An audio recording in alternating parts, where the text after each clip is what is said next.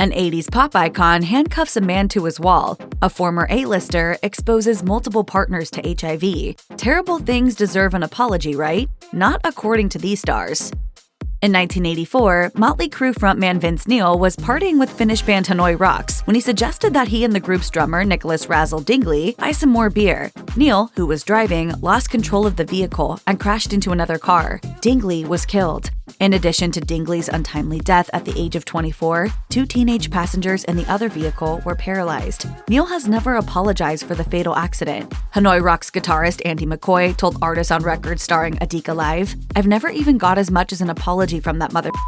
You know who I'm talking about. Every time I see him, he runs away because he knows what I do. McCoy told Metal Express Radio that he was angry when Motley Crue later released an album titled Music to Crash Your Car To Volume 1. Although Neil expressed regret about the tragedy when speaking to Blender magazine in 2005, he did not apologize, blaming his behavior on being a reckless young rock star. According to Contract Music, he said, "I wrote a $2.5 million check for vehicular manslaughter when Razzle died. I should have gone to prison, but you're 20 years old and you've got $1 million in your pocket, and drugs and drink and women and fame, and there are lawyers to protect you. We just thought we could do anything." In 2015, Sheen revealed that he is HIV positive. "I'm here to admit that I am in fact HIV positive." A year later, he admitted to having sex with 25 people without informing them of his diagnosis. "I could be dead right now. I could literally be dead right now because he didn't tell me that." The actor insisted his actions were justified since he wore condoms. As reported by Radar, Sheen said, "No one has been infected by me. No one. They claim the sorrow and the pity or whatever, but that's on them. I know the truth." Knowingly exposing a sexual partner to HIV remains a crime in California, and in 2015 and 2017, Sheen was sued by 2 former partners for having done so. One plaintiff alleged that Sheen assured her he had no sexually transmitted diseases before they had protected and unprotected sex. She also alleged that he pressured her not to take antiretroviral drugs to treat her HIV exposure. The lawsuit quotes him as telling her, "This is more about not if, but when you do come down with this HIV, that we're together and at least we have each other." The suit was settled in 2022. In 2007, Boy George began chatting to Norwegian model and sex worker Auden Carlson online. After inviting Carlson back to his London home, the pair had a sexual encounter, and George took erotic photos of his guest. But the 80s hitmaker, who admitted to using cocaine at the time, became paranoid after he supposedly saw Carlson attempting to retrieve the photographs from his laptop. So the singer handcuffed Carlson to a wall and held him captive. When he broke free, George beat him. Carlson told The Sun, "My life was ruined by that attack. I spent 8 years in therapy. He has never once apologized or shown any hint of remorse." George served 4 months in jail. He claims he dissociated during the crime due to drug intoxication and has never apologized. "I'm an addict. I can't do one of anything." George told Piers Morgan, "I don't think it would make any difference. All of it was the drugs. There is no way on God's earth this would happen if I had not been on drugs. I kind of took responsibility, but in my way." In 1998, Motley Crue drummer Tommy Lee was sentenced to 6 months in jail for beating his wife, Baywatch star Pamela Anderson. The judge made a statement at sentencing, saying, "What I see here is a very clear, very disturbing in my judgment, pattern of conduct in which otherwise resolvable matters are handled by violence." In 2002, Anderson accused her ex-husband of knowingly infecting her with hepatitis C. Lee denied the allegation. Meanwhile, court documents revealed that she also considered Lee a threat to her children. Lee has failed to apologize for the abuse. Instead, he has consistently denigrated his ex for turning their sons against him. According to Entertainment Tonight, Lee claimed, "The boys have been poisoned against me, sadly, because I was on tour working, making money to pay for their private schools and their cars, and their future, so they spent more time with their mother. She became the hero."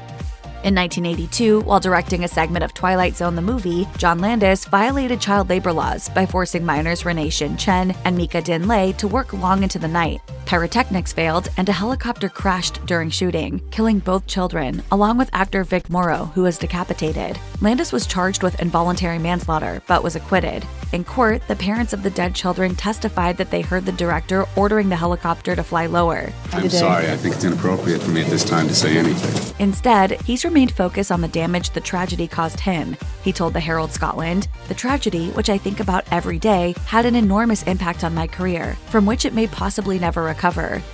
Nicki Minaj has come under fire for her support of her brother and her husband, both of whom have been convicted of sexual misconduct. Not only has the rapper failed to apologize for her defense of alleged abusers, but she's been unwavering in her support of them. In 2015, Minaj's brother, Jelani Mirage, was arrested on suspicion of sexually assaulting a 12-year-old child. Minaj paid her brother's $100,000 bail. An inside source told Page Six she was prepared to do anything for her brother. Despite his famous sister's support, Mirage was convicted and sentenced to 25 years in jail. When it was disclosed that Minaj's husband, Kenneth Petty, had been convicted of attempted rape in 1995, she stood by him. Jennifer Huff, Petty's victim, was 16 at the time of the assault.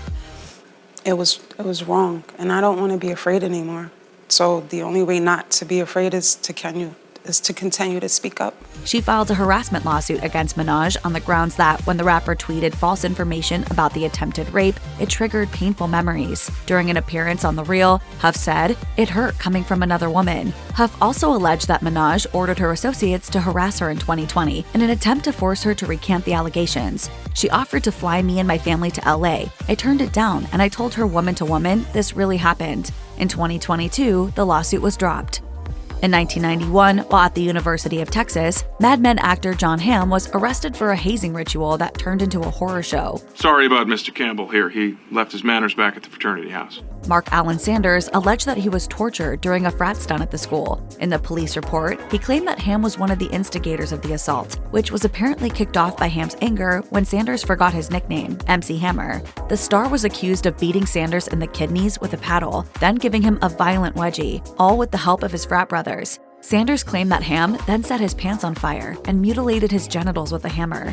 He sustained injuries including nerve damage to his ribs, kidney spasms, and a lineal spinal fracture. Hamm was charged with hazing, for which he received probation. In lieu of an apology, the actor instead claimed the reports were inaccurate. He told Esquire, "Everything about that is sensationalized. I wasn't convicted of anything. I was a stupid kid in a stupid situation."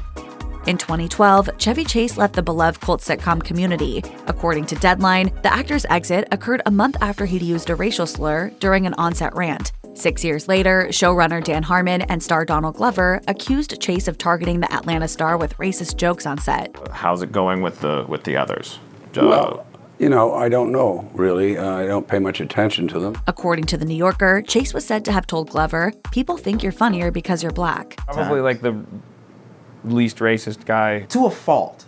To the fault where it's just like, oh, let's go get some Chinese food, and he'll just walk into a Burger King. Harmon theorized that Chase's acrimony may have been born of envy, telling The New Yorker, "Chevy was the first to realize how immensely gifted Donald was, and the way he expressed his jealousy was to try to throw Donald off. I remember apologizing to Donald after a particularly rough night of Chevy's non-PC verbiage, and Donald said, 'I don't even worry about it.'" Glover told The New Yorker that Chase was grappling with the irrelevancy that often looms over aging comics, but insisted that his former co-star is not a monster. While Glover has been gracious when discussing his behavior, Chase has been anything but.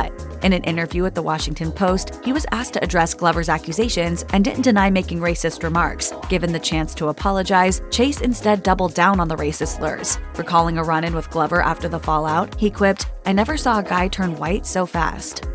Many rock stars of the 60s and 70s have been accused of grooming minors, but Rolling Stones bassist Bill Wyman actually married his underage girlfriend. Wyman met Mandy Smith when she was a 13-year-old schoolgirl. He, on the other hand, was 47. In Wyman's autobiography, Stone Alone, he wrote, "She took my breath away. She was a woman at 13. Smith admitted to the Daily Mail that she slept with Wyman when she was 14. I think you do things when you want to do them, and I think you do them when it's right. I don't think people should tell you there's a right age and a wrong age. The pair wed in 1989 when Smith was 18 and Wyman was 52. They divorced 2 years later. The bassist has done a pretty good job of bearing his past indiscretion, but in 2006, The Guardian explicitly asked him to discuss the relationship. The interview was the perfect opportunity for him to come clean and apologize, as he was bluntly asked how he ended up with an underage girlfriend. His response was, "I don't know, mate. It's the magic of the moment, basically." As for the disintegration of their marriage, which Wyman termed a disaster, he laid the blame squarely on Smith. Asked whether he thought he ever had a future with such a young girl, he replied, "In 1985 to 86, I did, yeah. Then she went off the rails a bit, got really thin, almost died." The latter remark was in reference to Smith's wasting disease. Unfortunately, an apology was simply not on the cards. If you or anyone you know has been a victim of sexual assault, help is available. visit the Rape, Abuse, and Incest National Network website or contact RAIN's National Helpline at 1-800-656-HOPE. That's 1-800-656-4673.